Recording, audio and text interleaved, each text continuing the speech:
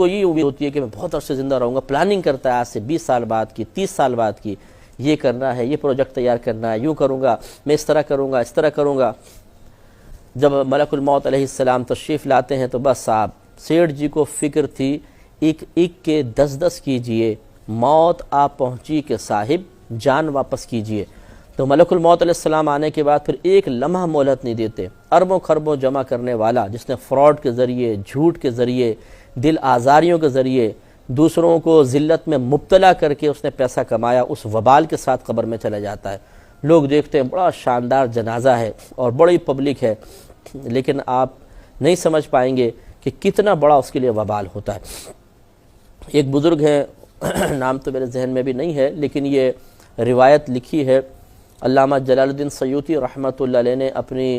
مشہور و معروف کتاب شرح الصدور بشرح حال الموتى والقبور میں۔ بڑی نفیس کتاب ہے، اس میں آخرت کے احوال، قبر کے احوال بہت سارے بیان ہوئے ہیں۔ تو ایک بزرگ تھے، وہ گورکنڈ کا پیشہ اختیار کیے ہوئے تھے، تو وہ فرماتے ہیں کہ میں ایک دفعہ مجھے قبر تیار کرنے کا حکم دیا گیا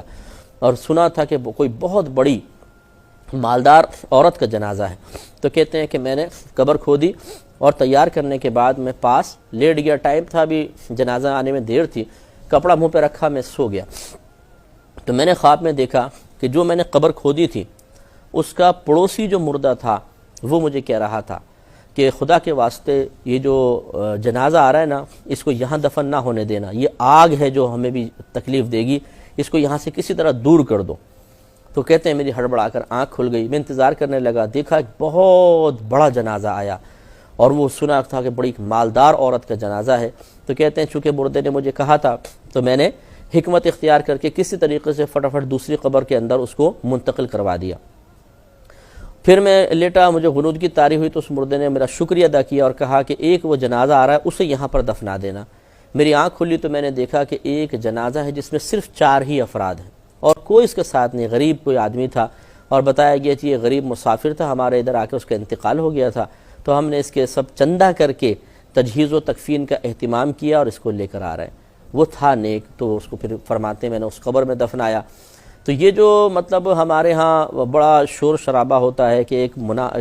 گندے کام کرنے والا آدمی ہے، فراڈ کر رہا ہے، سود، رشوت، یہ وہ سارے اس نے کام کیے ہیں، لیکن اس کے جنازے میں پبلک بہت زیادہ نظر آتی ہے اور بڑے بڑے لوگ، شخصیات نظر آتی ہیں جن کے نام لیے جائیں تو پوری دنیا شاید ان کو جانتی ہوگی، لیکن کیا واقعی وہ قبر میں جا کے راحت پائیں گے، اس کی کوئی گارنٹی نہیں ہے۔ ہوتا ہے کہ بعض اوقات انسان غلط کام کرتا ہے اور پھر قبر میں جانے کے بعد اس کا خمیازہ بھگت رہا ہوتا ہے، ہم اس پہ رشک کر رہے ہوتے ہیں لیکن حقیقتاً وہ قابل رشک نہیں ہوتا۔ لہٰذا یہ شیطان جو ہے اسی طریقے سے امید دلا کر ہمیں اللہ کی یاد سے غافل کرتا ہے اور غلط کاموں کے جواز کی دلیلیں فراہم کرتا ہے، یہ بھی جائز ہے میرے لیے، یہ بھی جائز ہے، یہ بھی جائز ہے، جیسے یہ اس قسم کی بوگز دلیل ہے کہ یہ سبھی کر رہے ہیں ہم کر رہے ہیں تو کیا ہوا؟ یہ کوئی دلیل ہے کہ سبھی کر رہے ہیں ہم کر رہے ہیں تو کیا ہوا؟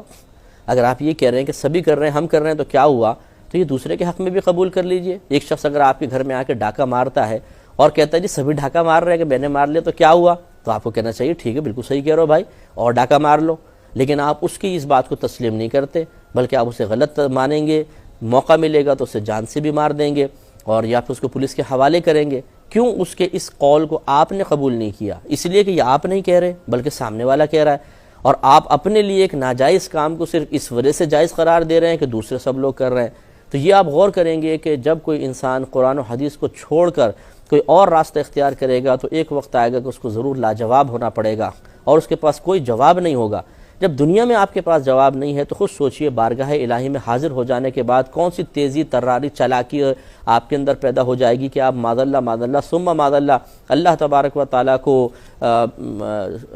میں کیا ورڈ یوز کروں کہ اللہ کو مطمئن آپ کر دیں گے۔ چلے میں برا کوئی لفظ استعمال نہیں کرتا ہوں، تو غور کیجئے اور ہمیں غور کرنا چاہیے، یہ آپ ہی نہیں میں بھی غور کرتا ہوں کہ ہمیں ان تمام امور سے بچنا چاہیے کہ جن امور کے کرنے کی بنا پر غفلت میں اضافہ ہوتا ہے اور اللہ تعالیٰ کی بارگاہ میں جانے کے بعد شرمندگی کا سامنا کرنا پڑے گا۔ ایک کویسچن یہ کیا تھا کہ قبر پہ اگر جب ہم فاتحہ پڑھنے کے لیے جاتے تو ہم کس طرح کھڑے ہوں، کعبۃ اللہ کی طرف رخ کریں یا کعبۃ اللہ کی طرف پیٹھ کریں؟ دیکھیں جو علماء نے طریقہ لکھا ہے وہ یہی ہے کہ ایک تو آپ پائتین کی طرف سے آئیں، سرہانے کی طرف سے نہ آئیں، کیونکہ مردے کو مڑ کر دیکھنا پڑتا ہے. جب کوئی آتا ہے نا تو وہ مڑتا ہے، دیکھتا ہے، تو اس کو اذیت اور تکلیف ہوتی ہے. تو پاؤں کی طرف سے آئیں اور اس طرح کھڑے ہوں کہ اس کے سینے کے سامنے ہوں آپ، 4 قدم کے فاصلے پر، اور آپ کی پشت کعبۃ اللہ کی طرف ہو. اس طرح کھڑے ہو کر آپ فاتحہ وغیرہ پڑھیں. اور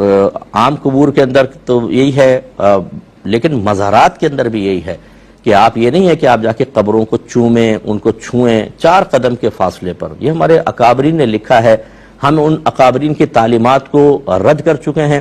مزارات پہ جاتے ہیں، حد سے آگے گزرتے ہیں، بے ادبی کا مرتکب ہوتے ہیں، اور پھر تنقید کرنے والے کو حق حاصل ہوتا ہے کہ وہ آپ پر تنقید کرتا ہے. اسی طرح روضہ رسول پر آپ جائیں تو جالی کو ہاتھ لگانا، اسے بوسہ دینا، یہ ہمارے اکابرین نے بے ادبی لکھا ہے. اتنا قریب نہ جائیں، 4 قدم کے فاصلے پہ کھڑے ہوں. کیا یہ کم ہے کرم کہ سرکار نے آپ کو بارگاہ میں بلایا ہے تو دور کھڑے ہو کر ہی فاتحہ پڑھنی چاہیے.